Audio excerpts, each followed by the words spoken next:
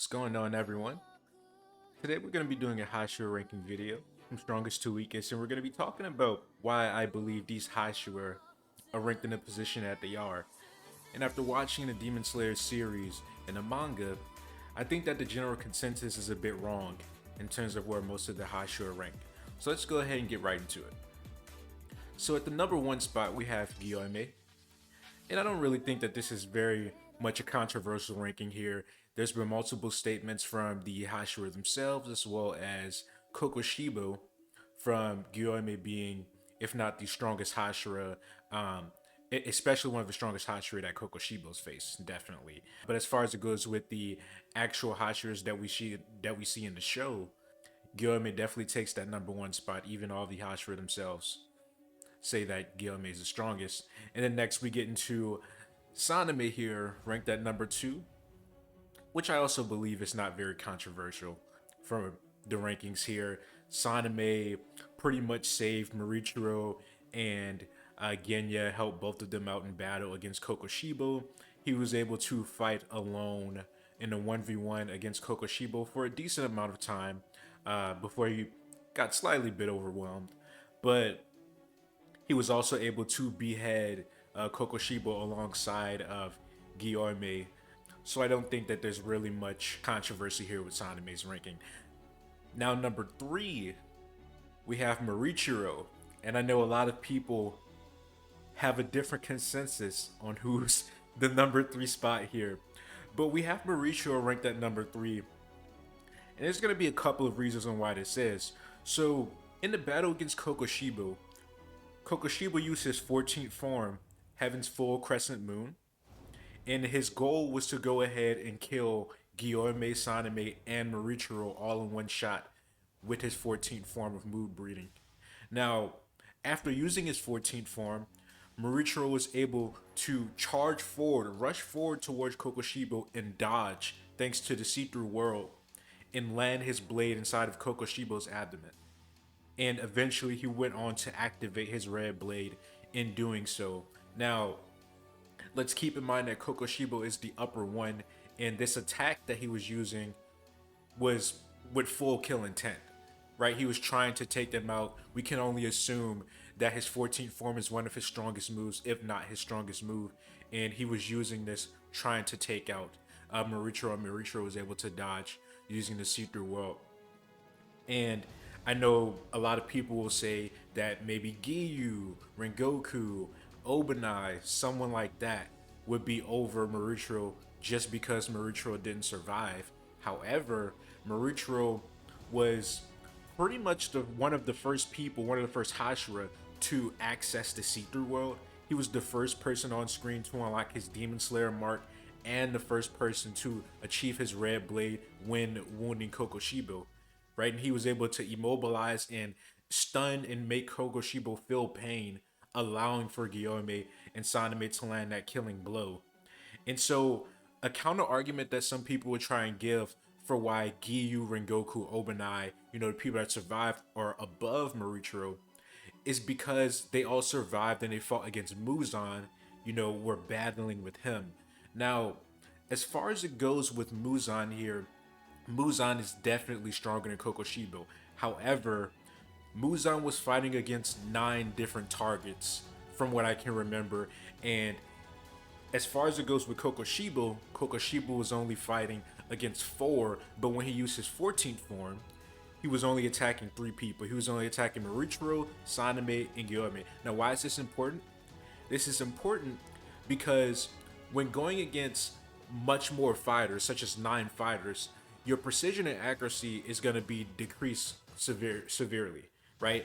Obanai himself admitted that if one fighter got taken out of the battle, that the burden would increase on every other fighter, aka the Slayers. So if one Demon Slayer fell down, one Hashira fell down, then the burden on everyone else is increased because Muzan doesn't have to worry about as many targets. Now let's take that concept, we'll just go ahead and run with that concept and then take a look into Kokoshibo, who was only fighting 3 people. It would be much easier for him to land on Marichiro because he wasn't fighting against 9 different targets. And also Marichiro was essentially rushing towards Kokoshiba more in an offensive tactic, as opposed to, all the other Slayers going against Muzan were pretty much playing defense the entire time, except for people like Saname and Gyome, which we obviously already knew are at the 1 and 2 position. But people like Obanai, Giyu, Mitsuri, all of them were pretty much being defensive. They couldn't really land any blow, any meaningful blow or anything at all on Muzan. So that that's not really an impressive feat to be fighting against Muzan, which is why I wouldn't say that any of these Slayers are ranked above Marichiro, because Marichiro fighting against the upper one, and more specifically just being able to dodge the 14th form, which was using killing intent, being able to access his Demon Slayer mark, Red Blade very quickly, and be able to use them very effectively during the time that he possessed them, just pretty much gives him that third spot. Because Giyu, none of the other Hashira underneath Saname and Gyoime has pretty much done what Marichiro did. They obviously survived past Kokoshibo, but at the end of the day, if they're fighting against Muzan on a defensive and not really landing anything, is it really that good of a feat? And so in the number 4 spot, we're actually gonna have a tie here between Rengoku and Giyu. And I know this is also very controversial for a lot of people out of here, but the reason why we have Rengoku and Giyu tied comes down to a couple of reasons. Now, we know that Rengoku fought against Akaza, same as Giyu, right? And this is a pretty good fight that we can use to speculate on why I think that they're a tie. So, essentially, Rengoku was fighting against Akaza alone in a 1v1 battle. And Giyu was fighting against Akaza in a 2v1 battle with Tanjiro on his side. Not only that, but Giyu admitted that Tanjiro's abilities were that of a pillar, aka Hashira, when they were fighting against Akaza. So you can essentially think of the Giyu and Tanjiro versus Akaza fight as two Hashira versus one demon, essentially. And then we have Rengoku, which obviously he was by himself fighting against Akaza in a 1v1 battle. So by that metric alone, we can already see that there was less burden on Giyu in this fight because he had Tanjiro at his side as compared to Rengoku, who at every moment in the fight would have to be on guard, have to be paying attention. Otherwise, he could have got killed way earlier than he did. And that's another reason for why people will put Rengoku below Giyu, because Rengoku died, right? He suffered a fatal wound from Akaza. However, what a lot of people don't seem to remember is that Giyu essentially was about to meet the same fate. So Akaza broke his sword, Giyu's sword, and was about to deliver a killing blow. But then Tanjiro went ahead and sliced Akaza's arm off when he gained access to the see-through world. And that is pretty much the reason why Giyu survived in that moment. If Tanjiro did not cut off Akaza's arm, then Giyu would have died in that moment. I know a lot of people are going to say, well, they were helping each other. Tanjiro and Giyu were helping each other, but that's kind of not really the point there. The point is that Tanjiro saved Giyu in that moment, and meaning that he would have went out the same way Rengoku did. Now, another part that people also don't like to talk about when it comes to Rengoku and Giyu is Akaza's compass needle. So Akaza's compass needle is essentially a move that allows him to perceive attacks, react to attacks more efficiently, more effectively, and then also be able to land attacks more effectively and more decisively. And so the way that it works off of your battle spirit. So the higher your battle spirit is, the higher Akaza's compass needle is going to be, so he's going to be able to fight at a much more efficient level. Now, Rengoku had a very high battle spirit. And as a matter of fact, Akaza's compass needle ability was pretty much getting to that maxed out point to where his strikes would be very precise. And on the opposite hand, Giyu has a very low battle spirit. So Akaza's compass needle may have been getting buffed a little bit from Tanjiro, but I wouldn't say it was nowhere near as close as Rengoku when it comes to battle spirit. We can see this.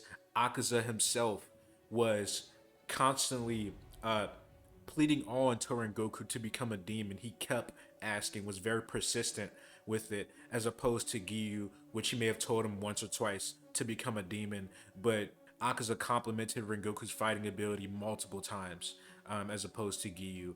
And as far as it goes with Giyu as well, the only reason they made it out of that fight, him and Tanjiro against Akaza, was literally just because Akaza killed himself. So it's not even like Giyu actually won the fight. He didn't. He didn't, and he didn't even decapitate Akaza. That was Tanjiro. But also, like we mentioned earlier, people would like to talk about Giyu's feats against Muzan, but as I stated already with the Mauricio scaling, is that Giyu didn't really land any meaningful hit on Muzan, at least when Muzan obviously was, near full power compared to where he was at the very end of the battle there. So before Muzan realized that he got poisoned and he was fighting against the 9 people there, essentially Giyu was not really able to do anything to Muzan. So, and he also never had Transparent World, which is another reason why Marichiro is ranked higher than Giyu. Giyu never unlocked that ability. He never unlocked that ability. The only reason he even got his red blade was because he clashed with Saname. Saname helped Giyu get his red blade. And as far as it goes with the Demon Slayer mark, going back into the Rengoku talk here, Rengoku didn't get his Demon Slayer mark because one prerequisite was to have the mark be passed on from an actual user that's unlocked the mark before, as in Tanjiro. So Giyu unlocked his mark because Tanjiro was at his side. Tanjiro unlocked his mark before, and then obviously all the other conditions were met. However, when Rengoku was fighting against Akaza, Tanjiro never unlocked his mark at that time. So essentially, all that to say that Rengoku definitely was more than capable of unlocking the mark if he had the right circumstances, but because Tanjiro obviously wasn't didn't unlock the mark at that time, Rengoku was not able to have access to that. And as far as it goes with the red blade as well, I think it's pretty obvious that if Giyu can unlock a red blade, Obanai, then Rengoku is capable of that as well. In the 5th spot, we have Obanai, and I don't really think it's too controversial to have Obanai in this spot here. Maybe some people would disagree with him being below Rengoku, but I think I've already explained why I have Rengoku at the spot he is in. Obanai, on the other hand, essentially is in the spot because when fighting against Muzan, he admitted himself that he was complimenting the least out of all the Hashira that were fighting against Muzan at the time, besides Matsuri, of course. He was talking about people like Giyu, Saname, Gyoime. All of them were contributing to the fight more than he could. He was having a very hard time even defending himself against Muzan. And he was pretty much the first person at the scene there to unlock his red blade, so we can give him that. He eventually unlocked his mark, and he had temporary access to the see-through world, something that Rengoku or Giyu never actually were able to achieve. However, still, when it comes to the overall fighting capability, he wasn't able to output as much as someone like Giyu, Saname, and Gyoime were putting out on the battlefield. Going to the number 6 spot, and I think that this may be a bit controversial here. Maybe for some people, very controversial. But we're going to have a tie here between Mitsuri and Shinobu. And the reason why we have a tie here is first of all because of the abilities that Shinobu displayed against Doma and the not so more impressive feats that Mitsuri had against the 2 upper 4. Now, as far as it goes with Shinobu, Shinobu in the fight against Doma was able to hold her own for a very brief moment in time, one-on-one, solo, alone against the upper 2 demon in Doma. Okay, and Doma admitted himself that she might have been, if not one of the fastest Hashira that he's ever faced before. And also, Shinobu actually blitzed Doma in the fight as well. She obviously didn't do very much lethal damage to him at the beginning of the fight, but she was able to blitz Doma pretty decisively. Now, another thing is that Shinobu was able to poison Doma, was able to poison him and force him to adapt to gain control back of the fight. And then at the very end of the fight, where Shinobu did unfortunately die, she contributed enough poison to pretty much put Doma in a vulnerable enough position to where, with the help of Inosuke and Kanao, he was beheaded. And keep in mind, we're talking about the upper two demon. This isn't just your typical average demon. Shinobu was going one on one with the upper two demon, and then eventually contributed enough to where the likes of Inosuke and Kanao could go ahead and take him out. And now, as far as it goes with Mitsuri, what Missouri essentially showed against Muzan was not very impressive. I don't even remember her successfully dodging any attack. Maybe she did, but she was pretty much the first fighter out there to go down, at least the first Hashira out there to go down and be incapable of fighting for a very long period of time. And then, as far as it goes with the upper four, the first upper four clone that she fought, she really didn't do a lot. Now, there was a point in time where the upper four clone went ahead and knocked out Mitsuri, made her essentially unconscious. And this is her, she got her Demon Slayer mark, and she didn't even behead the actual user that was the upper four at the time. She didn't behead him. So all that to say, and then obviously the new upper four and Nakami, her and Obanai really didn't do anything against Nakami either. It was more so like kind of a tedious game of Nakima just going ahead and switching around the Infinity Castle. But even still, with that being said, she was put at the upper four by Muzan, not the upper three, not the upper two, not the upper one, upper four. And Mitsuri and Obanai were having a lot of trouble. And the only reason they even got out was because of Yushiro taking control of Nakima's mind. They didn't even land a killing blow on Nakami, so that's another reason why I go ahead and say that Mitsuri's feats that people like to, put her on the pedestal for above someone like Shinobu, tie her up with Obanai.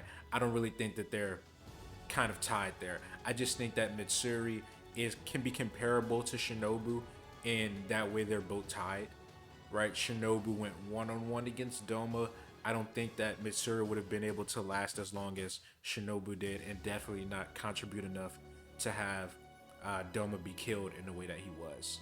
And then for the last spot, obviously here we have Tengen. Now I know that's gonna make a lot of people mad that Tengen is at the very last spot. Some people may understand, but essentially the reason I have him here is because when it comes to the 12 Kizuki, more specifically the upper six, Tengen fought against the upper six. We know he fought against Gyutaro.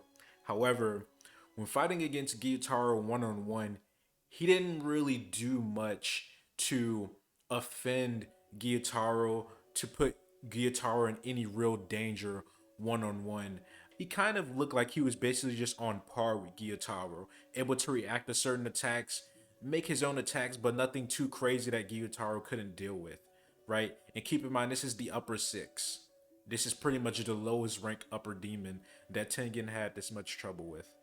And essentially, when he was trapped inside of a 1v1, when Tanjiro wasn't there to help him, he eventually lost his arm to Gyotaro. So, all that to say that he eventually lost to the upper six, and the only reason that they even won the fight was because essentially Gyotaro toyed with Tanjiro and gave them more time to recover. If Gyotaro would have just went in for the killing blow, he pretty much would have won the fight. So, being that made that Tengen couldn't solo the upper six by himself, and it looked pretty difficult for him to fight against the upper six, I think it would be fair to assume that he would take the lowest spot here, considering even though Mitsuri hasn't shown very much herself, Mitsuri fought against the upper four and was definitely competing with the upper four even before she went unconscious. And then obviously Shinobu was fighting against the upper two by herself for a good amount of time. Was stated to be the fastest in terms of combat speed. I know some people may say that Tengen is the fastest, but I'm pretty sure that was alluding towards just more so racing, not really combat speed. So, as far as it goes with the ranks here, I think that I think that this is definitely a different ranking than what you would have generally. But I do think that this is how the ranking should go. Again, like I said before, I don't really think the number 1 and 2 spot are contested. We know Guillaume and Saname pretty much hold those positions. For anyone out there that says that Giyu or Rengoku, Obanai, anybody else is above Marichiro, well, I'd love to see what you guys think in the comment section. I'm always willing to debate. I love debate. But I just don't think that Giyu or any of the other Hashira below 1 and 2 position really did enough to, or their feats weren't that impressive to where they can be put over Marichiro. More specifically, I can say. But yeah, as far as it goes from Goku and Giyu, pretty much a tie. Obanai number 5. I think ultimately this is the list, guys. If there's any disagreements, like I said before, please let me know in the comment section. If you guys want more videos like this, also let me know. Take care.